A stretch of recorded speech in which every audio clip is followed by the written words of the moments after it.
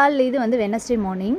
ரீசெண்டாக நர்சரி போயிருந்தேங்க. என்னென்ன செடி வாங்கினாங்கிறத சொல்கிறேன். ரொம்ப நாள் ஆச்சு இந்த டயருக்கு பெயிண்ட்லாம் அடித்து வச்சு ஏதாவது கலர் கலராக செடி வச்சா தானங்க அழகாக இருக்கும். அதனால் கையில் கிடச்ச செடியெல்லாம் கலர் கலராக பிடிங்கி வச்சாச்சு. பாப்பா எப்படி வருதுன்னு சொல்லிட்டு 50% கோகோபீட் ஆட் பண்ணியிருக்கேன். 50% தான் ரெட் சாயில் ஆட் பண்ணியிருக்கேன் சம்மர் சீசனுங்கிறனால.